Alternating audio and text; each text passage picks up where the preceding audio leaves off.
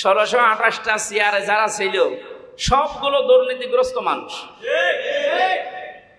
কত বড় দুর্নীতিতে ভরপুর ছিল আপনি লক্ষ্য করেন। একটা দেশ কত রসাতলে গেলে কেন্দ্রীয় মসজিদের ইমামও পালিয়ে যায়। বায়তুল মুকাররমে ইমাম পালিয়েছে না? বলেন তো আর কে বাকি থাকবে? জাতীয় মসজিদের ইমাম যদি পালিয়ে যায় তার বাকি কেউ থাকার কথা? প্রশংসা আদায় করছে আমাদের মালিকের, যিনি পবিত্র জমার দিন রবিউল আউয়াল মাসে আজানের সাথে সাথেই তার ঘর মসজিদে আসার তৌফিক দিলেন আমাদেরকে। ফাইদা কুদিয়াতিস ইদা নুদিয়া লিস-সালামি ইয়াউমিল জুমআতি ফাসআউ ইলা যিকরিল্লাহি ওয়া দারুল বাইন যালিকুম খায়রুল লাকুম ইন কুনতুম তা'লামুন। আল্লাহ তাআলা বলেন, জমার দিন বিশেষ করে যখন আজান দেওয়া হয়, যেহেতু এখানে ইয়াউমুল জুমআ স্পষ্ট করা আছে, এটা দিয়ে জমার দিনই উদ্দেশ্য। অন্যান্য ফরজ নামাজের উদ্দেশ্য, যে জমারটা ইবনে কাসিরে শুধু জমাটা উল্লেখ করা আছে আলাদা। জমার দিন যখন আজান দেওয়া হয়, দুনিয়ার যত কাজকর্ম আছে, বেচা কেনা আছে, সব বন্ধ করে আল্লাহর জিকিরের দিকে, নামাজের দিকে দৌড়াও। যালিকুম খায়রুল লাকুম ইন কুনতুম তা'লামুন। এটাই তোমাদের জন্য ভালো হবে যদি তোমরা এটা বোঝো বা জানো। আমরা এই আয়াতটা সামনে রেখে জমান নামাজের উদ্দেশ্যে সকলের আগে আগে যারা আসলাম বলছে আলহামদুলিল্লাহ। দরুদ আর সালাম পাঠের মাধ্যমে আজকে আমরা আলোচনা আরম্ভ করব ইনশাআল্লাহ। রবিউল আউয়াল মাস, এটা রবিউল আউয়াল মানে প্রথম বসন্ত।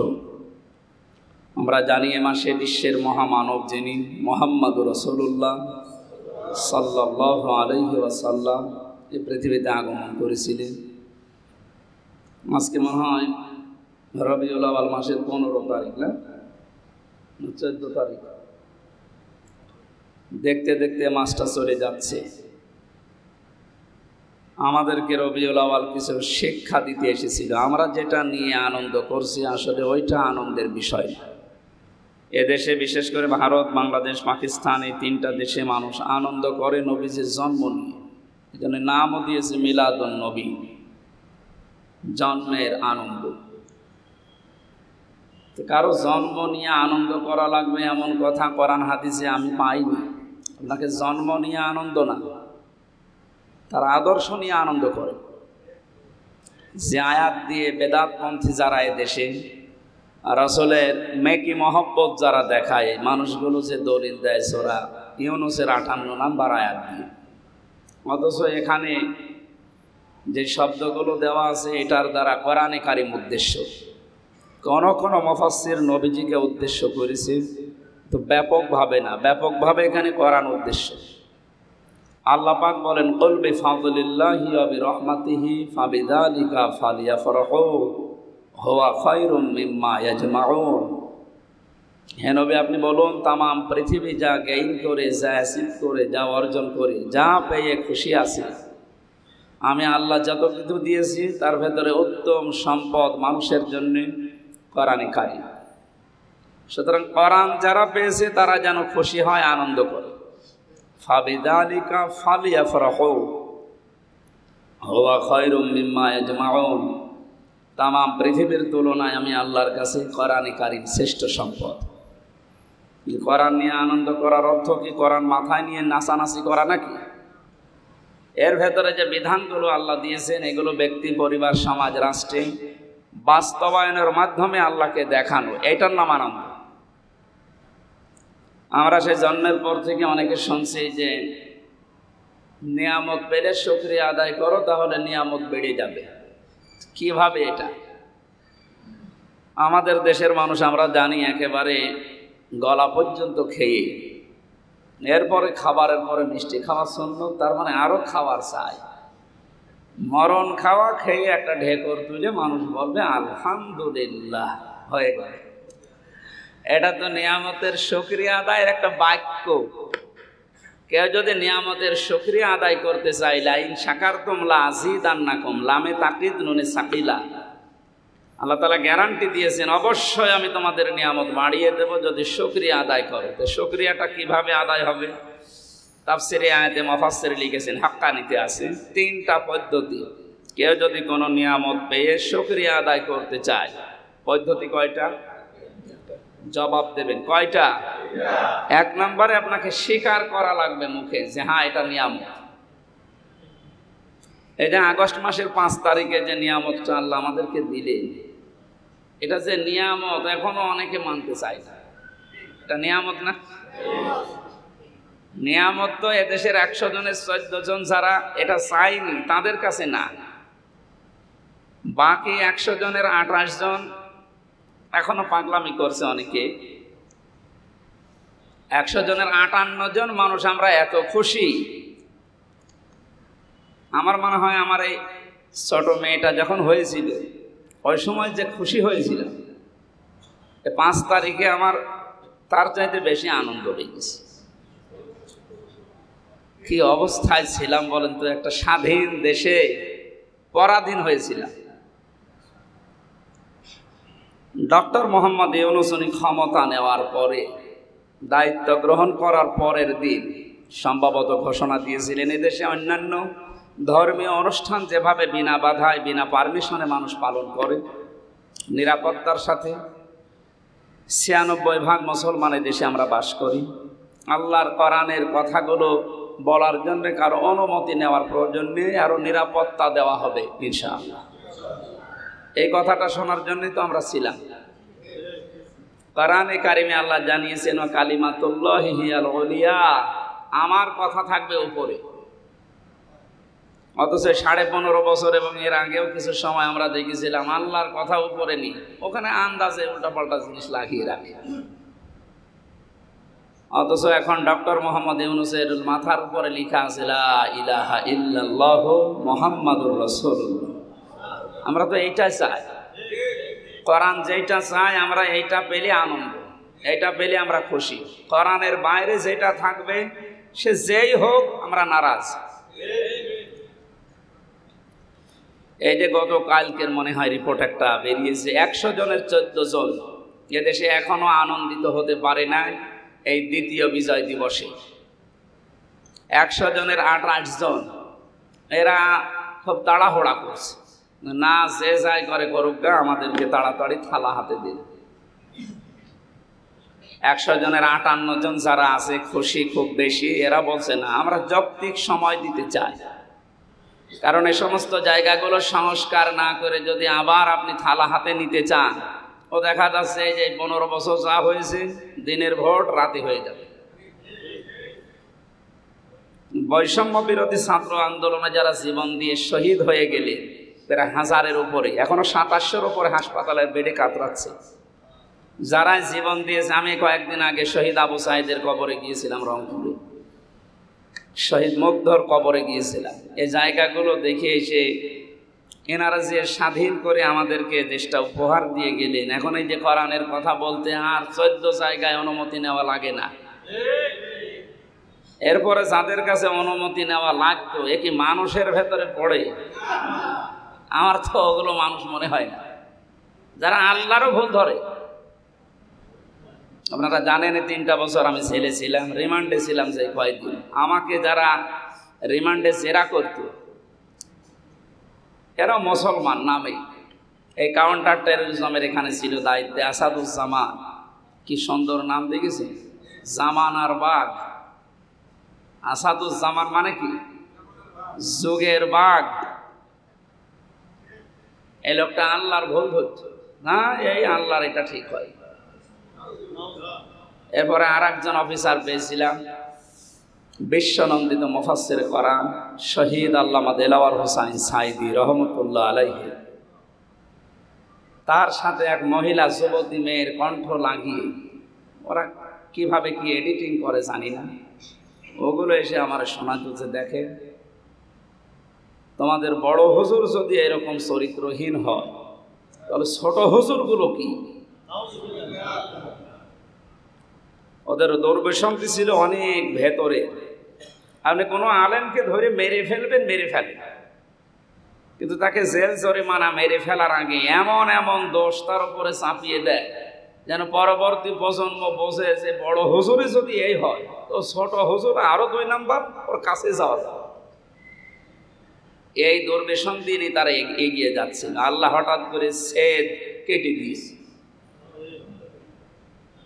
কোরআনে কারিমে আল্লাহ জানিয়েছেন, ওয়ালা ইয়াহসাবান্নাল্লাযীনা কাফারু আন্নামা নুমলি লাহুম খায়রুল লিআনফুসিহিম ইন্নামা নুমলি লাহুম লিয়াজদাদু ইসমা ওয়া লাহুম আযাবুম মুহিন। এটা সূরা আলে ইমরানের 178 নম্বর আয়াতে আছে। আমি যতগুলো তাফসীরে আয়াতের দেখেছি, মুফাসসিরিন ইকরাম লিখেছেন এই পৃথিবীতে যারা জালেম, যারা কাফের, আল্লাহকে অবিশ্বাস করে, ওপরে ওপরে হয়তো ঘোষণা দিতে পারে আল্লাহ একজন আছে, কিন্তু ভেতরে ও বিশ্বাস ওর নেই। এরকম মানুষ দেশে ছিল না? এখনো আছে। এই মানুষগুলো চেয়ার পাওয়ার পরে এরা ধরাকে সরা জ্ঞান করে, নিচে পেছনে যে কিছু আছে ও কিছু মনেই করে। এরা এদের ক্ষমতাকে, এদের চেয়ারকে, এদের প্রভাব প্রতিপত্তিকে মনে করে যে এটা দয়া আমাদের উপরে, এটা আমাদের উপরে রহমত, এটা আমাদের জন্য ভালো। আল্লাহ বলেন না, এদের এই ক্ষমতা দিয়ে, এদেরকে চেয়ার দিয়ে, এদের টাকা পয়সা দিয়ে, এদের জুলুমের মাত্রাগুলো আল্লাহ এত বাড়িয়ে দেয়, লিয়াজদাদু ইসমা, ওদের পাপ একেবারে সব পুজে যায়, সব পুড়ে যায়, পরিপূর্ণ হয়ে যায়। আল্লাহুম আযাবুম মুহিন। তখন আমি আল্লাহ এদেরকে অপমানজনক শাস্তির ভেতরে ফেলে দেই। এই আয়াতটা যে এত বাস্তব, এতদিন পড়েছি, বিশ্বাস করতাম, কিন্তু এ 5 তারিখের পরে আমরা দেখতে পেলাম এর বাস্তব প্রমাণে কালামানি বেশি পর্যন্ত উড়ে গেছে। একটা মানুষ সুপ্রিম কোর্টের বিচারপতি, আল্লাহ যে ওরে এত অপমান করবে, এই যে আল্লাহুম আযাবুম মুহিন একেবারে মিলে গেছে। কলার পাতা থেকে শুরু করি এখন যে অবস্থা, ও ছাতা বাঁচবে কিনা আল্লাহ জানে। আর যে জিনিস নেই ওর সংসার আর হবে?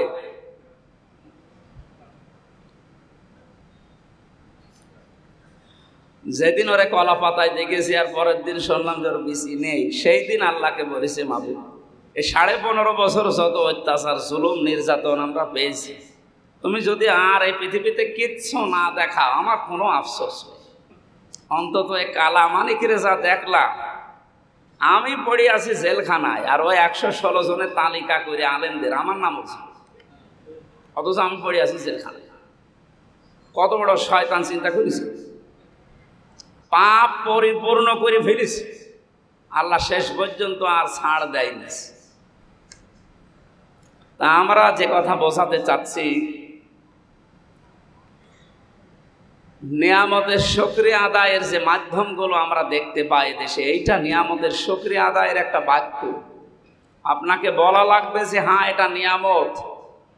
আমরা যেটা সত্যি সত্যি বলতে পারছি 58% মানুষের দেশে যে হ্যাঁ এটা নিয়ামত। 28 জন যারা এখনো পর্যন্ত বারবার বলছেন থালা আমাদের হাতে দেন, থালা আমাদের হাতে দেন, দেওয়ার জন্য তো পরিবেশ দরকার।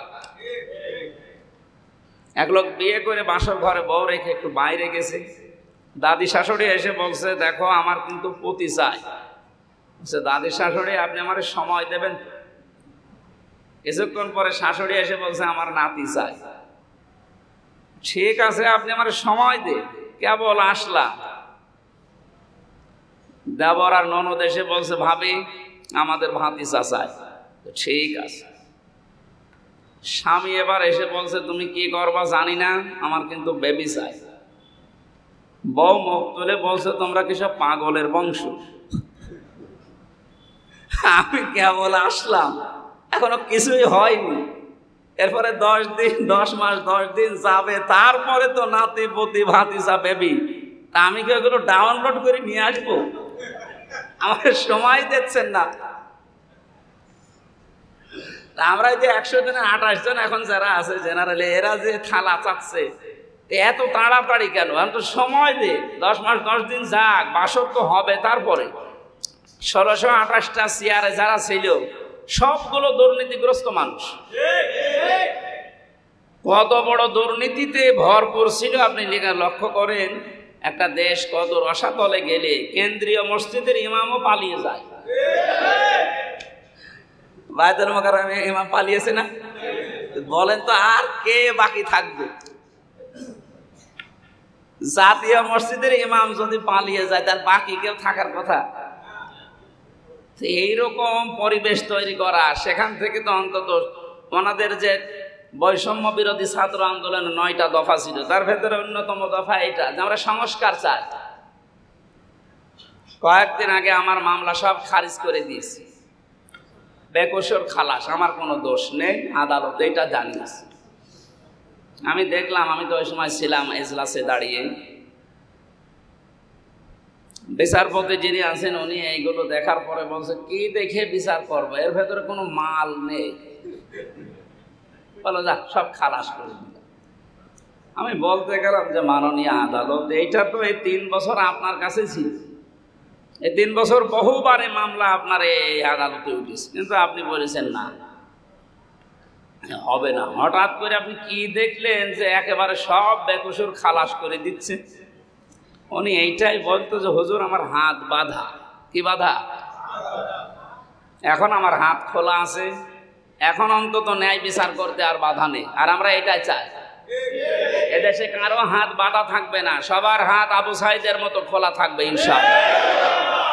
এই 1628টা চেয়ার যদি আজ এভাবে খোলা থাকে, আর এখানে যদি কোরআনে কারিমে রহমান হাকামা বিহি আদালা, কোরআনের বিচার ব্যবস্থা কায়েম করতে পারে, ন্যায় বিচার কারে বলে আপনি দেখতে পাবেন। আমির জামাত ডাক্তার শফিকুর রহমান ঘোষণা দিয়েছিলেন না যে অনেকে মেয়েদেরকে জুজুর ভয় দেখাচ্ছে, এখন ইসলাম যদি চলে আসে তোমাদের কিন্তু ঘরবন্দি করে ফেলবে। আর উনি ঘোষণা দিয়েছেন ইসলাম যদি সত্যি জায়গা মতো যায়, এদেশে সবচাইতে বেশি নিরাপদে থাকবে মেয়েরা। এই জন্য আমাদের উচিত উল্টাপাল্টা যারা ভয় দেখাচ্ছেন, যারা থালা চাচ্ছেন খুব তাড়াতাড়ি, একটু সময় দিন। যারা দায়িত্বে আছে, সংস্কার যখন আরম্ভ হয়েছে, আমরা চাই 100 দিনের প্রায় 65টা জায়গা এখন সংস্কার হয়ে গেছে অলরেডি, আর বাকিটা হয়ে যাবে।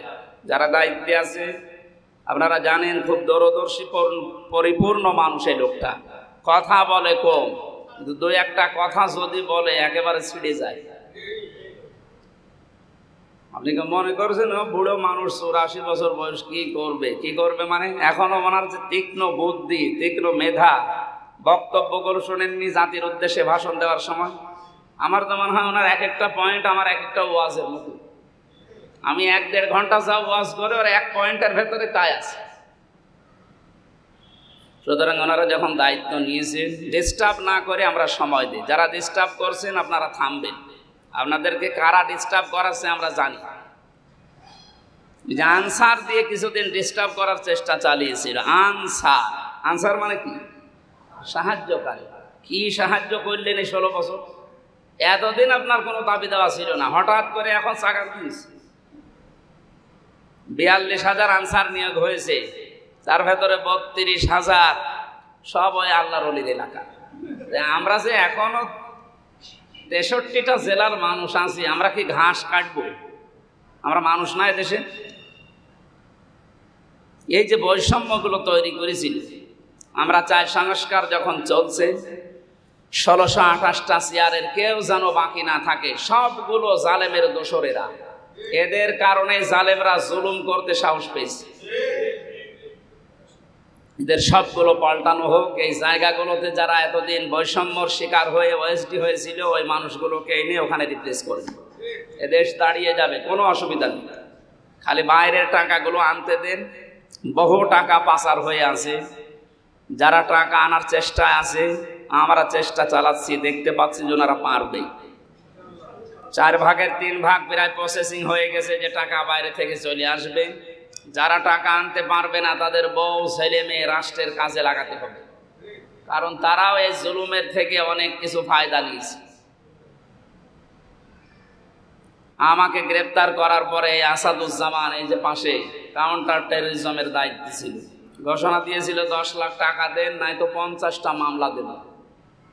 আমি প্রশ্ন করেছিলাম কি মামলা কই? আমার নামে তো নেই এদেশে। বলছে মামলা আমরা বানাবো। কোথায় ছিল বলেন আপনি?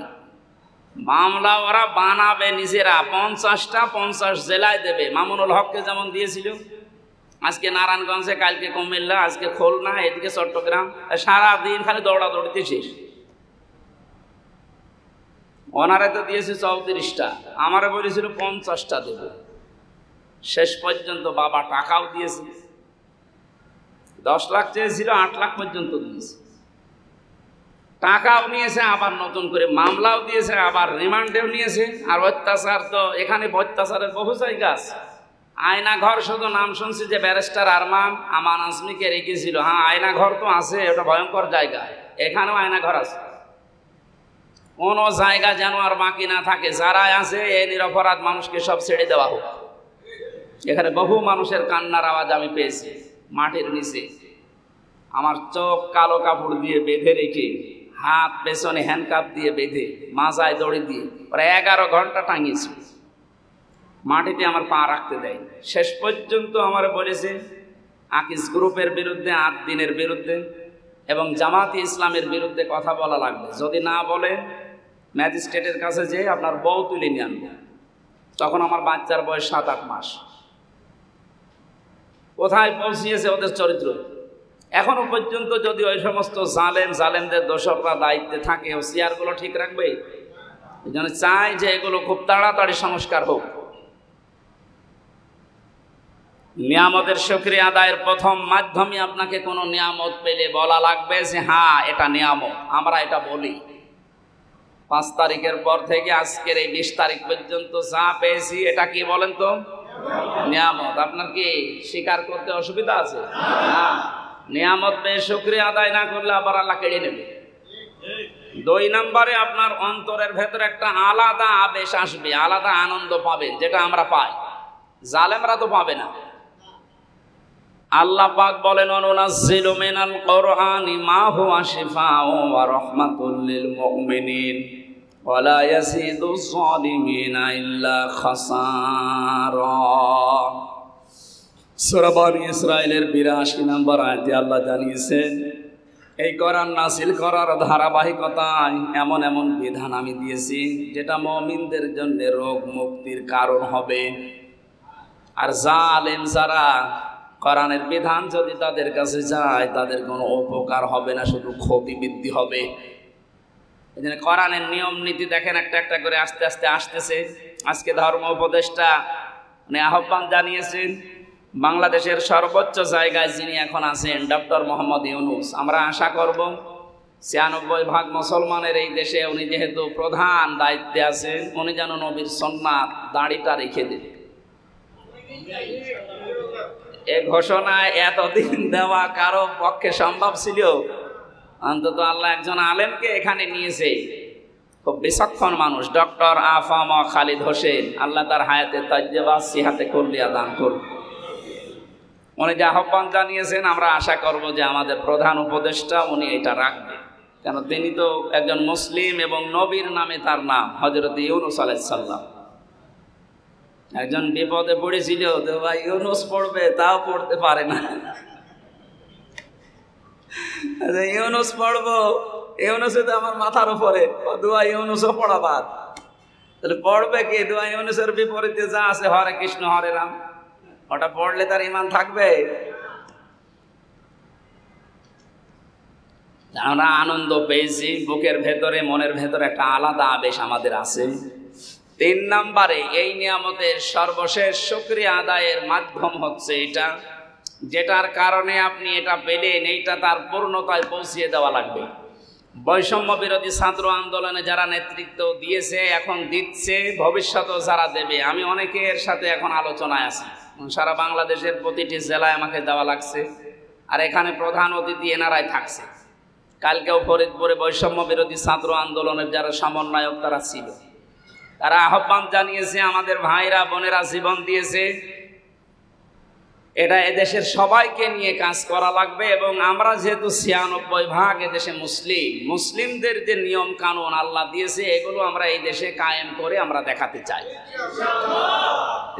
এই দাবির পক্ষে আমরা নেই, তাহলে নিয়ামতের পরিপূর্ণ শুকরিয়া আদায় হবে। মান তামাসসাকা বিসুন্নতি ইনদা ফাসাদি উম্মতি ফালাহু আজরু মিয়াতি শাহীদ।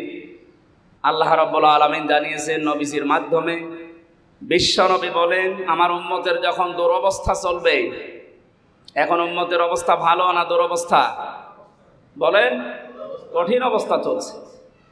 এই দুরবস্থায় যারা একটা সুন্নাতকে জিন্দা করতে পারবে, মরা সুন্নাত, তাদের আমলনামায় 100 গলা কাটা শহীদের সওয়াব দেওয়া হবে। শহীদ এ শব্দ বোঝেন? এই যে শহীদ আবু সাঈদ জালেমের জুলুমের সামনে নিজের জীবন পর্যন্ত দিয়ে গেল, ওনার কি জীবনের কোনো মায়া ছিল না? সাঈদের বাবা আমারে বলছিল, হুজুর আপনি এসেছেন সেই কুষ্টিয়া থেকে, আমার এই ছেলেটা সে ছোটবেলা থেকেই প্রতিবাদী। ও এমনিতেই গরিব মানুষের ছেলে, কিন্তু ছোটবেলা থেকেই ও প্রতিবাদী, অন্যায় যেখানে ও প্রতিবাদ করতো সেখানে। এই জন্য আল্লাহ মনে হয় ওর জীবন যৌবন ভালোবেসেছিল, ওকে আল্লাহ সাধারণভাবে মরণ দেয়নি, একেবারে শাহাদতের মরণ দিয়েছে। কথাটা যখন মনে এসেছে আমি কয়েক সেকেন্ডে বলি। শহীদ যারা হয় তাদেরকে কিন্তু আপনি মুখে বলতে পারবেন না যে না ও শহীদ হয়নি। কয়েকটা আলেমকে আমি দেখলাম যারা বাতিলের এতদিন 5-8 গোলাম ছিল, আমি নাম নিলাম না, এরা বিভিন্ন অনুষ্ঠানে বলছে না শহীদ আবু সাঈদ এ শহীদ হয়নি, নিজের জীবন নিজের বুক পেতে আত্মহত্যা করেছে। আপনি কথা বলতে পারলে আপনি জান তো দেখি, আপনার জীবনের মায়া আছে, ওর জীবনের মায়া নেই। ও মানবতাকে মুক্ত করার জন্যই তো জীবন দিয়ে চলে গেল। ওর বক্তব্য দেখেছেন যে জীবনে যদি কিছুই না পারি অন্তত সত্যের পক্ষে দাঁড়িয়ে সাক্ষী দিয়ে গেলাম। তোমরা দুনিয়াতে সারা জীবন বেঁচে না থেকে একদিনও যদি বেঁচে থাকো অন্তত সত্যের সাক্ষ্যটা দিও।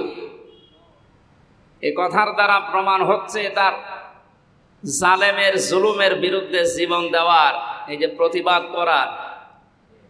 এই জন্য যারা শহীদ হয়েছে এই বৈষম্য বিরোধী ছাত্র আন্দোলনে হাজারের উপরে, আসলে দেখলেন না একেবারে মরা পাখির মতো মনে হচ্ছে পুলিশে ভ্যানে লাশ তুলতেছে।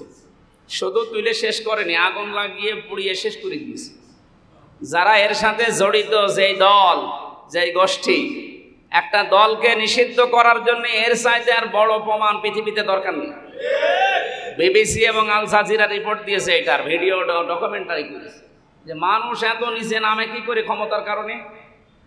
যাদের ক্ষমতায় সব, তাদেরকে দেশের ক্ষমতায় আর দরকার নেই। সুতরাং এই মানুষগুলোকে যেন নিষিদ্ধ করার জন্য কিছুই লাগবে না, শুধু এটাই যথেষ্ট। আসলে আজ যে মানুষগুলোকে পুড়িয়ে ভ্যানের উপরে, নাউজুবিল্লাহ, আর এদেরকে তুমি শহীদ না বলে, শহীদ কাকে? তোমাকে আবার শহীদ হয়ে দেখানো লাগবে যে এই দেখেন আমি শহীদ হলাম। কোরআনে কারিমে আল্লাহ মুখের উপরে নোটিশ দিয়েছেন, যেহেতু মানুষ কথা বলে মুখ দিয়ে, ওয়ালা তাকুলু লিমান ইয়াকতালু ফি সাবিলিল্লাহি আমওয়াত বাল আহয়াউ ওয়ালাকিন লা তাশউরুন। আল্লাহ পাক বলেন, এই শুধু একজন দুইজন না, ওয়ালা তাকুলু বহু বচন, কেউ বলবি না এ কথা কোনোদিন, কেউ মুখ দিয়ে বলবে না যে যারা শহীদ হয়েছে এরা মারা গেছে, এরা জীবিত, তোরা তো এর পাস না। এ ঘোষণা কার? এতটুকু আল্লাহ শেষ করেননি। মানুষ যেহেতু ধারণা করতে পারে, আবার মুখ দিয়ে নাই না বললো, ধারণা করতে পারে, আল্লাহ ধারণার উপরেও নোটিশ দিয়েছে। ওয়ালা তাহসাবান্নাল্লাযীনা কুতিলু ফি সাবিলিল্লাহি আমওয়াতা বাল আহয়াউন ইনদা রাব্বিহিম ইরযাকুন। ওটা সূরা বাকারার 154 নম্বর আয়াত, এটা সূরা আলে ইমরানের 169 নম্বর আয়াত। আল্লাহ বলেন ধারণাও করবা না, কেউ না। ওয়ালা তাহসাবান্নাল্লাযীনা কুতিলু, কেউ এই ধারণা করবা না যে যারা শহীদ হয়েছে তারা মারা গেছে, এ ধারণাও করা যাবে না। বালা হায়াউন, বরং তারা জীবিত, ইনদা রাব্বিহিম ইরযাকুন, এবং তারা তাদের রবের কাছে রিজিক পাচ্ছে। সুবহানাল্লাহ বলতে পারেন ভাই? গত কয়েকদিন আগে গাইবান্ধায় একজন মুসলমান হয়েছে, এরপরে চুয়াডাঙ্গায় 2 জন, এরপরে দিনাজপুরে 10 জন। স্টেজে এসে এসে তারা ইসলাম ধর্ম গ্রহণ করছে। ওই দিন গাইবান্ধায় যিনি মুসলমান হলেন, ওই দিন থেকে আজকের দিন পর্যন্ত ওখানে একজন এসে বলেছিল 5 তারিখে একজন শহীদ হয়েছিল, সাব্বির শিবিরের সদস্য ছিল। এই ছেলেটা ওই দিন থেকে 1 মাস পরে তার লাশ কবরে দেওয়ার পরে দেখছে, কবর খোঁড়ার পরে কবর পাশেরটা খুঁড়তে গিয়ে ওটা ভেঙে গেছে। ফিনকি দিয়ে রক্ত বের হচ্ছে। আপনি বলেন তো, যদি এই মানুষটা 1 মাসের ভেতরে কিছু না খাবে তাহলে তার শরীরে রক্ত আসলো কোথায়? উনি জামাতের শিবিরের চরমনার, আমি ওসব বলছি না, বলছি এইটা যদি শহীদ না হবে 1 মাস পরে ওর শরীর থেকে রক্ত বের হইলো, রক্ত পেল কোথায়? আল্লাহর ঘোষণা ছিল বালা হইয়াউন, ওরা জীবিত ইনদা রাব্বিহিম ইরসাকুন, তারা তার রবের কাছে রিজিক পায়। কারণ খাবার খেলে মানুষের রক্ত গোশত তৈরি হয়। কথা বলেন না কেন? তাহলে যারা শহীদ হয়েছে এদেরকে মরে গেছে বলা যাবে? ধারণা করা যাবে? ওনাদের এই রক্তের ঋণ যদি আমরা শোধ করতে চাই, এদেশে এখন যে মরা সুন্নাত আছে, এই সুন্নাতটা এখন জিন্দা করা দরকার। তাহলে আমরা 100 গলা কাটা এরকম আবু সাইদের মতো শহীদের সওয়াব নিয়ে কিয়ামতে উঠতে পারব। আমার এই ছোট্ট জীবনে আমি দেখেছি এই বাংলাদেশে মরা সুন্নাত। এই যে নবীর এখন জন্মের মাস এসেছে, অনেকে নবীকে ভালোবাসা আবেগ দিয়ে সুন্নাত মনে করে যা পালন করছেন, এটা মরা সুন্নাত না। নবীর জন্ম নিয়ে আনন্দ করা লাগবে, এটা মরা সুন্নাত না। টুপি মাথায় দেওয়া সুন্নত, এটা মরা না, এটা জীবিত আছে। কেউ দেয় কেউ দেয় না। এই যে জুব্বা গায়ে দিয়েছি, এটাও মরা না, কেউ দেয় কেউ দেয় না। খাবারের পরে মিষ্টি খাওয়া, এটাও মরা না, কেউ খায় কেউ খায় না। কথা বুঝতেছেন? আমার এই ছোট্ট দৃষ্টিতে মনে হয় একটা সুন্নাত মারা গেছে এদেশে। নবীজিতে 10 বছর কোরআন দিয়ে এদেশ চালিয়েছিলেন মদিনা, সেই সুন্নত তো বাংলাদেশে এখনো জারি হয়নি। এদেশ তো এখনো 1 বছরও কোরআন দিয়ে চলেনি। তাহলে এই সুন্নতকে জিন্দা করার জন্য আমাদের কোনো কিছু করার দরকার নেই, এটা শুধু ফেরেশতারা করবে। আর এই কথাটা বলতে গেলে আপনার কাছে রাজনীতি মনে হয়, এটা দুনিয়ার কাজ মনে হয়। আপনি মরে দেখেন, এটা যে দুনিয়ার কাজ না কোন জায়গার কাজ আল্লাহ আপনাকে দেখাবে। কিয়ামতের যে প্রথম ধাপ আল্লাহ বানাবে। আমাদের বাংলাদেশে বিচার ব্যবস্থায় 4টা রায় আমরা দেখি। জেলা শহরে যে সমস্ত জায়গাগুলোতে আছে, ওখানে ম্যাজিস্ট্রেট কোর্টের রায় হয়, এরপরে হয় জজ কোর্টে, ওখান থেকে না পেলে আপনি আসবেন ঢাকার হাইকোর্টে, এরপরে না পেলে যাবেন সুপ্রিম কোর্টে। কয় প্রকার আছে? আল্লাহ বলেন কিয়ামতে আমার যে বিচার ব্যবস্থা আমি 3 ভাগে ভাগ করব। প্রথম ধাপে মানুষকে বিচারের জন্য আমার সামনে ডাক দেব একা। কয়জন করি? অকুল্লুহুম আতিহি ইয়াউমাল কিয়ামাতি ফারদা। সূরা মরিয়মের 95 নম্বর আয়াত। কেউ থাকবে না আপনার সাথে, স্রেফ একা দাঁড়ানো লাগবে। এই আয়াত থেকে প্রমাণ হয় বাংলাদেশে যত মাজার ভক্ত মানুষ যারা মনে করেন যে কিয়ামতে আমার বাবা আছে, অসুবিধা নেই। আজকে একটা ভিডিও দেখছিলাম সকালে, চট্টগ্রামের একজন মনে বলছে মুনকার নাকির যদি প্রশ্ন করে কিয়ামতের দিন আমি বলবো যে আমি ছিলাম রেসভি বাবার লোক, আমার কোনো চিন্তা নেই। এটা এই আয়াতের সাথে পুরো সাংঘর্ষিক না? কিয়ামতে আল্লাহ আপনাকে একা ডাকবে, কোথায় রেসভি? সুতরাং এই বিশ্বাসে আছে। চট্টগ্রাম সিলেটের বিভাগের অনেক মানুষ এই বিশ্বাস নিয়ে আছে। তাদেরকে বলছি, এটা রেকর্ড হচ্ছে তো, কারো উপরে ভরসা করে লাভ নেই। সে যত বড় বাবা হোক আর যত বড় মা হোক, কিয়ামতে আপনি স্রেফ একা উঠবেন। এবার নিজের জীবনের দিকে তাকিয়ে ভাবেন, যা করলে এইগুলো নিয়ে আপনি আল্লাহর সামনে দাঁড়াতে পারবেন কিনা বলেন। আপনি যার জন্য যা করছেন, হয়তো তারা আপনার এই অবৈধ সম্পদ ভোগ করতে রাজি আছে, কিন্তু আপনার পাপ নিতে তারা রাজি না। এটাকে আমি বেশি বলে ফেললাম? আপনি চোখ বন্ধ করে দেখেন, হয়তো স্ত্রীকে, সন্তানকে, ছেলে মেয়েকে সুখে শান্তিতে রাখার জন্য অনেকে ডান হাত বাম হাত দেখে না। বাবা শাহজালাল সব হালাল, আপনি চালিয়ে যাচ্ছেন। আপনার এই টাকা অবৈধ হোক আর বৈধ হোক, এর ভাগ নিতে, এর সুখ শান্তি ভোগ করতে আপনার ছেলে মেয়ে বউ রাজি আছে, কিন্তু এর যে পাপ, এর যে শাস্তি হবে, এইটা নিতে আপনার ছেলে মেয়ে বউ কেউ রাজি না। সুতরাং কিয়ামতে আপনি স্রেফ দাঁড়াবেন একা একা। এই ধোঁকা থেকে আমাদের বাঁচা দরকার। এটা যে একটা ধোঁকা, আমরা মানেন তো আপনারা? আল্লাহ জানিয়েছে, আমাল হায়াতুদ দুনিয়া ইল্লা মাতাউল গুরুর। পৃথিবীর এই জীবনটা পুরো একটা ধোঁকা। আপনার ছেলে মেয়ে এটা ধোঁকা, আপনার স্ত্রী ধোঁকা, মা বাবা তাও ধোঁকা। পৃথিবীর প্রত্যেকটা জিনিস ধোঁকা। এই ধোঁকা দিয়ে আমাদেরকে বোকা বানিয়ে রেখেছে। সুতরাং আমরা যেন ধোঁকায় না পড়ি। যখন অসহায়ের মতো দাঁড়িয়ে থাকবেন, তখন বুঝবেন যে আসলেই যে এটা ধোঁকা। আল্লাহ প্রশ্নপত্র আগে পাঠিয়ে দিল এরপরেও যদি কোনো মানুষ ফেল করে, ও কি ছাত্র? এক ছাত্র ছোট ব্যাগ, বই, খাতা, কলম সব নিয়ে হেড স্যারের কাছে এসে বলছে, স্যার হয় ছুটি দেন, নাই আমি গেলাম। হেড স্যার দেখছে ও যে পজিশনে আছে, ও ছুটি দিলেও যাবে, না দিলেও যাবে। এই তোর ছুটি দেবো, তোর রোল নাম্বার কত? স্যার 82। 82? ক্লাসে ছেলে কয়টা? 82টা। 82টা ছেলে ক্লাসে, আর তোর রোল নাম্বার 82। তোর জীবনের কোনো উদ্দেশ্য আছে? ও শুধু আসে বাবা আমার ভয়ে, আর এসে ঘোরাঘুরি করে আবার পালিয়ে যায়। আমাদের রোল নাম্বার এরকম 82 হবে নাকি? আমরা 1, 2, 3-এর ভেতরে থাকতে চাই। সুতরাং এই ধোকাগুলো আমরা তো বুঝলাম যে আল্লাহ আগে প্রশ্নপত্র দিয়ে জানালেন যে এগুলো ধোকা। এদের পেছনে পড়তে যে হাউন আঙ্কেলের মতো কি এরকম উল্টাপাল্টা কাজ আমরা করব? কি আঙ্কেল জানো? হাউ আঙ্কেল, কি নাম দিয়েছেন দেখেছি। এখন তো বাইরে যাওয়ার কোনো কায়দা নেই। ও লোকটা যদি এখন আসে কোনায়, বের হলেই কিন্তু ওর যে নাম 3 ইঞ্চি। সারা পৃথিবীতে জানি যে বাংলাদেশে একটা 3 ইঞ্চি আছে। মহিলারা পর্যন্ত জিকির করছে 3 ইঞ্চি, 3 ইঞ্চি। আল্লাহ কোথায় নামিয়েছে বলে? একে আল্লাহ এত অপমান করার পেছনে কারণ আছে। আমার সাথে ওই ছোট হুজুরটা জেলে ছিল, প্রথম 2 মাস ছিল আমার সাথে। ওই যে রফিকুল ইসলাম মাদানী আমারে বলছিল, হামজা ভাই, আমার এই লোকটা লোকজন দিয়ে এই হাতির ঝিলে প্রায় 12:30টায় নিয়ে গেছে। ছোট মানুষ, বয়স আছে 27 বছর ওই সময়, এখন 30 বছর। হাও মাও করে কাঁদছিল আমার হাত ধরে। আমার এক রুমে ছিলাম আমরা।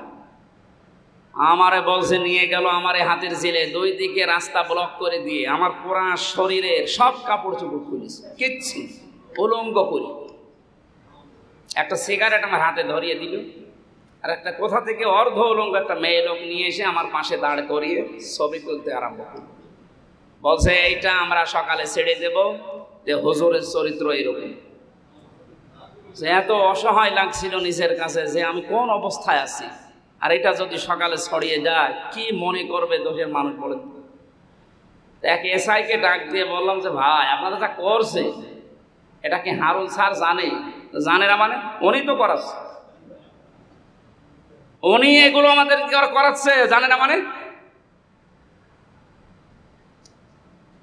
অথচ শেষ পর্যন্ত যেহেতু আমি মজলুম, অসহায়, কান্না জড়িত কণ্ঠে বললাম, আল্লাহ আমার যা কিছু করলো তুমি এইরকম কিছু ওই লোকটাকে করি। আর নবীজি জানিয়েছেন, ইত্তাকি দাওয়াতাল মাজলুম, মাজলুমের বরদোয়া থেকে বেঁচে থাকবা। ফাইন্নাহা লাইসা বাইনাহু ওয়া বাইনাল্লাহি হিজাব, মাজলুমের বরদোয়া আর আল্লাহর মাঝে কোনো পর্দা থাকে না, সঙ্গে সঙ্গে কবুল হয়ে যায়। এই ছোট হুজুরের দোয়া যে কবুল হয়েছে, কি আর দেখানো লাগবে? বাস্তব প্রমাণ পেলাম। সম্মানিত উপস্থিতি, আমরা যে কথা বলছিলাম, মানুষের জন্য যা করছে, বৈধ অবৈধ না দেখা দেখি করে কি হইল আপনার এই সম্পদ? এখন আপনি ভোগ করতে পারছেন? এই যে দরবেশ বাবার দিকে তাকা, দাড়ি কেটে নম হয়ে গেছে। কি হইল তার এই সম্পদ? বাংলাদেশে শ্রেষ্ঠ ধনী ছিল, কি হচ্ছে এখন? তো ফ্লোরে থাকা লাগছে জেলখানে। আরো যেভাবে মানুষ পচা ডিম মারতেছে, আপনি আসেন, যত মামলা আপনার নামে, আবার আদালতে ওঠেন, যত মানুষের ক্ষতি করেছেন, 36,000 কোটি টাকা তার ঋণ, এসব তো তার বাবার টাকা। কি করলেন? এই বৈধ অবৈধ দেখলেন না, টাকা উপায় করলেন। একটা মানুষের চলতে কয় টাকা লাগে?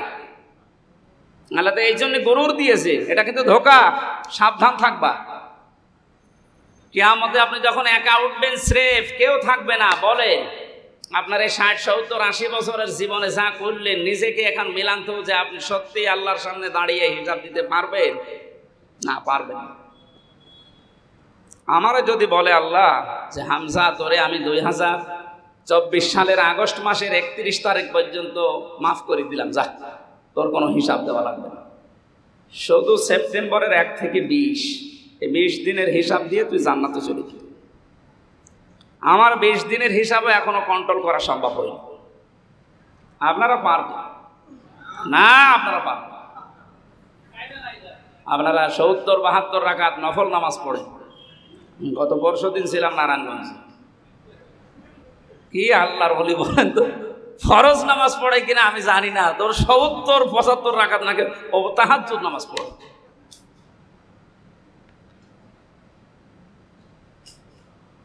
এটা প্রথম সিস্টেম গেল, ধরা পড়ে যাচ্ছে, আমরা পারবো না। দ্বিতীয় সিস্টেমে, দ্বিতীয় ধাপে আল্লাহ এবার আর মানুষকে একা ডাকবে না।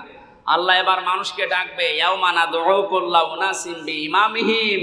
সূরা বানী ইসরাঈলের 72 নম্বর আয়াতের প্রথম অংশে আছে। আল্লাহ বলেন কিয়ামতে এবার ধাপে ধাপে ডাক দেওয়া হবে মানুষকে তার ইমামের সাথে। ইমাম মানে আক্তার হুজুর, হ্যাঁ, ইমাম মানে নেতা। ইমাম মানে কি বলেন বলেন?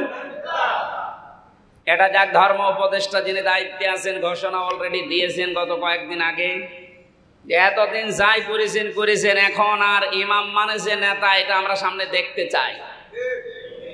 এখন যারা ইমাম হবে তাদের স্বপ্ন থাকা লাগবে যে আমি দেশের প্রধানমন্ত্রী হব। হযরত ইউসুফ আলাইহিস সালাম বলেছিলেন না যে আমাকে দায়িত্ব দেন, আমি এই দায়িত্বের সঠিকভাবে আঞ্জাম দিতে পারবো। এখন সেই সময় চলে এসেছে এই দেশে। এখন দায়িত্ব নেওয়া লাগবে দেশের ইমামদের, আলেমদের। সমন্বয়ক যারা আছে তারা আহ্বান জানাচ্ছে দেশ চালাতে আলেমদেরকে অবশ্যই ইনভলভ করতেই হবে, তাছাড়া দেশ দুর্নীতি মুক্ত হবে না। তাহলে ইমাম মানে যে নেতা, কিয়ামতের ময়দানে মসজিদের দায়িত্ব পাওয়ার জন্য 5টা গুণ আল্লাহ দিয়েছেন। উনি ঘোষণা দিয়েছেন যে মসজিদের দায়িত্ব নিতে চায় এই 5টা গুণে গুণান্বিত হওয়া লাগবে আপনাকে।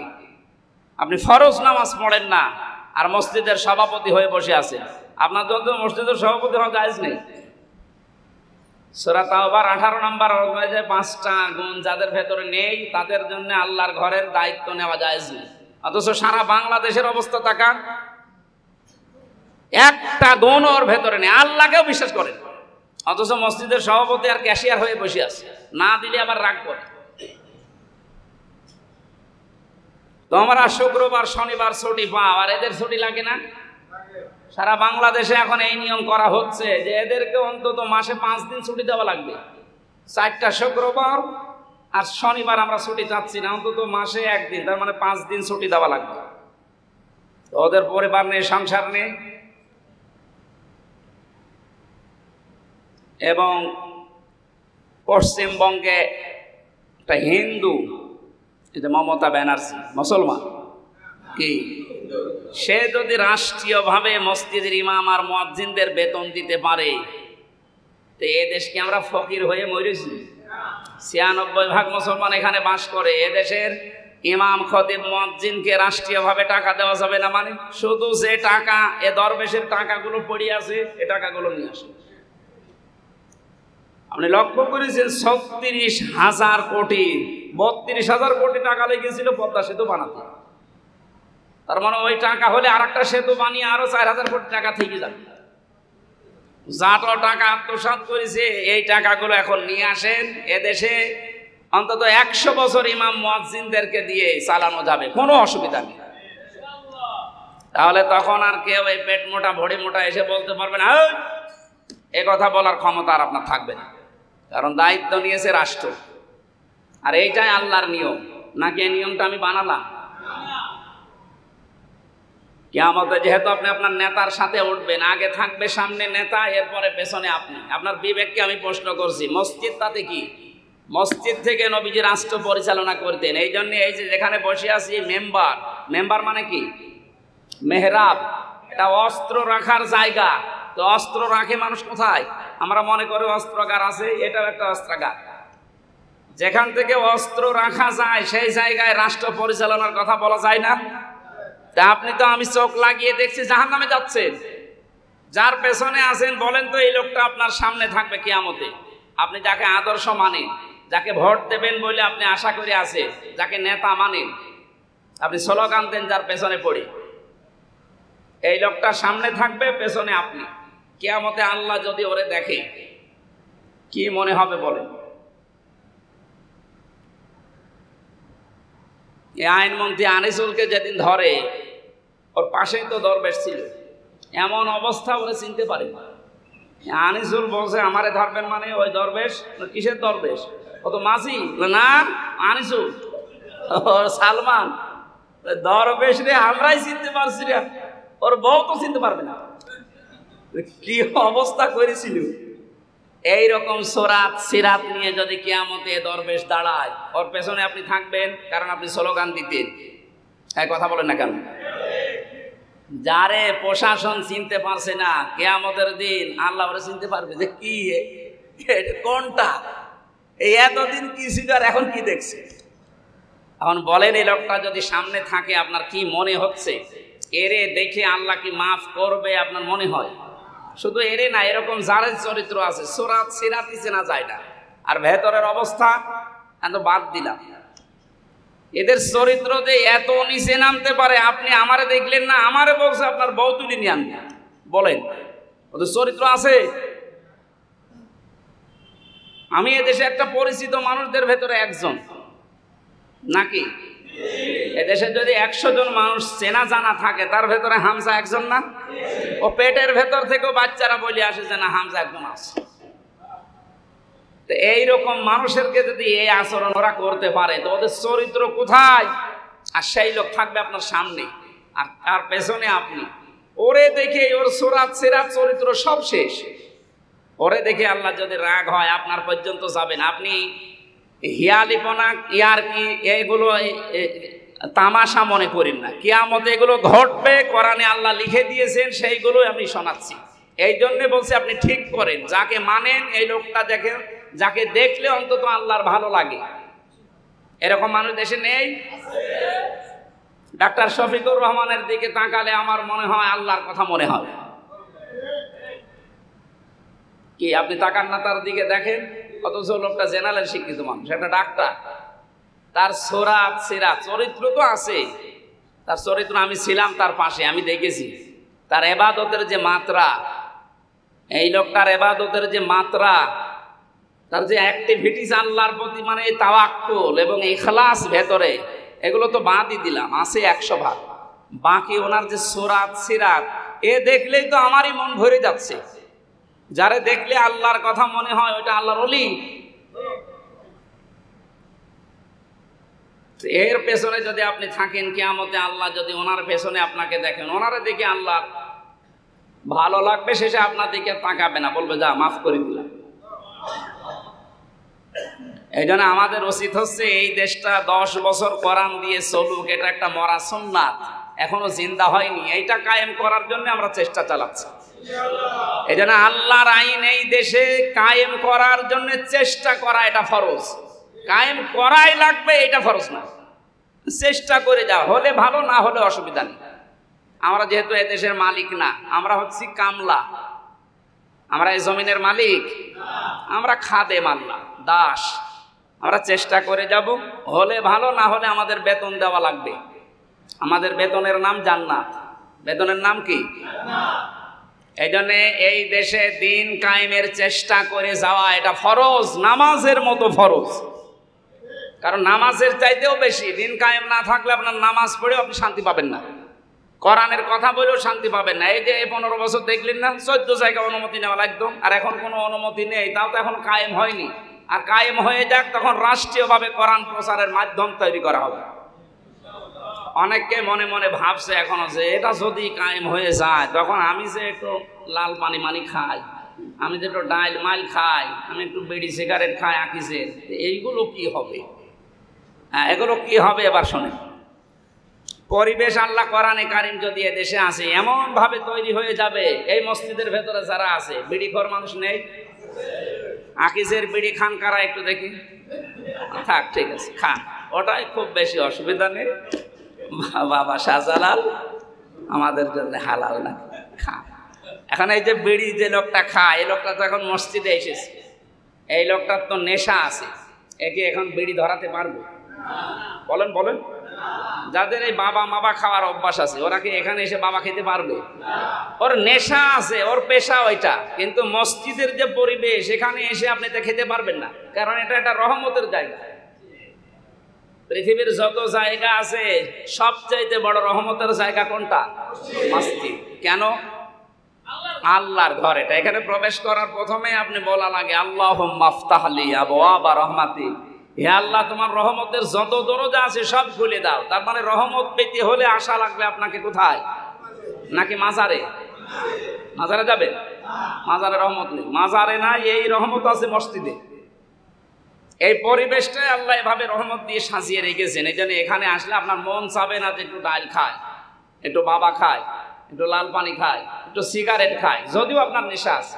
এখানে যেমন আছে, কোরআনের আইন যদি এদেশে কায়েম করতে পারি আমরা, এ দেশটা পুরা 56,000 বর্গ মাইল ঠিক এইভাবে থাকবে। আপনার মনেও চাইবে না যে একটু লাল পানি খায়, কারণ পরিবেশটা এরকম হয়ে যাবে। সুবহানাল্লাহ বলতে পারেন নাই? 53টা বছর চলছে তো দেখলে, বাবা চালিয়েছিল, স্বামী চালিয়েছে, চাচাও চালিয়েছে, ভাবি চালিয়েছে, বউ চালালো দেখলাম। এখন শুধু বাকি আছে এ দেশ কোরআন দিয়ে চললে কেমন দেখা যায়। এটা যদি আপনার কাছে রাজনীতি মনে হয়, হ্যাঁ এটাই রাজনীতি। কোরআন দিয়ে দেশটা চললে কেমন দেখা যায় দেখেছেন কোনোদিন? দেখেননি। আজকের যে তেলাওয়াতকৃত আয়াত আছে সূরা ফাতিহার 27 নম্বর আয়াতের প্রথম অংশ আমরা পড়েছি, এর ভেতরে আল্লাহ এই কথাগুলো সাজিয়েছে। রাসূলকে একটা স্বপ্ন দেখিয়েছিল আল্লাহ, এই স্বপ্নটা আমরা বাস্তবায়ন চাই। লা তাদখুলুন্নাল মাসজিদাল হারামা ইনশাআল্লাহু আমিনিন। আল্লাহ পাক বলেন, হে নবী, নিরাপত্তার সাথে আপনি মসজিদে হারামে প্রবেশ করবেন একেবারে আল্লাহর ইচ্ছায়, কেউ আপনাকে বাধা দেবে না। শান্তি, স্বস্তি, নিরাপত্তা নিয়ে আপনি থাকবেন। যেহেতু তাম পৃথিবীর সব জায়গা মুমিনদের জন্য মসজিদ, পুরা জমিনটা মুমিনের জন্য কি? ইচ্ছা হলে আপনি যেখানে সেখানে সেজদা দিয়ে নামাজ পড়তে পারবেন, কোনো অসুবিধা নেই, খালি জায়গাটা ফাঁক থাকা লাগবে। তাহলে ইনশাআল্লাহু আমিনিন আল্লাহ দিয়েছেন, লা তাদখুলুন্নাল মাসজিদাল হারাম। ওখানে আল্লাহ যদিও মসজিদে হারামকে উদ্দেশ্য করে জানিয়েছেন লামে তাকিদ দিয়ে, যে আপনি নিরাপত্তার সাথে প্রবেশ করবেন, কোনো রকমের ভয় ভীতি থাকবে না। এই জন্য মসজিদে হারামের এরিয়াতে লেখা আছে না হাজী সাহেব, যেটা নিরাপত্তার শহর, এখানে আসলে আপনি নিরাপত্তা পেয়ে যাবেন। আমরা চাই 56,000 বর্গ মাইল, ওখানে যেমন নিরাপত্তা দিয়ে আল্লাহ বেষ্টনী দিয়ে রেখেছে, এখানে আল্লাহর বিধান কায়েম হয়, পুরা এই 56,000 বর্গ মাইল নিরাপত্তার দেশ হিসাবে পরিগণিত হয়ে যাবে, কোনো অসুবিধা থাকবে না। টেকনাফ থেকে তেঁতুলিয়া পর্যন্ত মেয়েরা ছেলেরা যে যা নিয়ে হেঁটে যাবে, শুধু আল্লাহর ভয় ছাড়া কারো ভয় থাকবে না। সেই পরিবেশ সামনে ইনশাল্লাহ আসতেছে, আমরা ওইটা দেখতে চাই। দেখতে চাই না? কারণ এতদিন তো দেখেছি অনেকের বলি না, একটাও কার্যকারী হয়নি। কারণ মানুষের তৈরি করা নিয়ম নীতি যেটা হয় না, ওটা হওয়ার জন্য আল্লাহর আইন লাগে। কোরআনে কারিমে রাসূলকে আল্লাহ যে স্বপ্ন দেখিয়েছিলেন, লাকাদ সাদাকাল্লাহু রাসূলাহুর রুয়া বিল হক, হে নবী আপনাকে অবশ্যই আমি যে স্বপ্নটা দেখালাম এটার বাস্তবায়ন আমি করব। এখানে কর্তা বা ফাইল সরাসরি কে?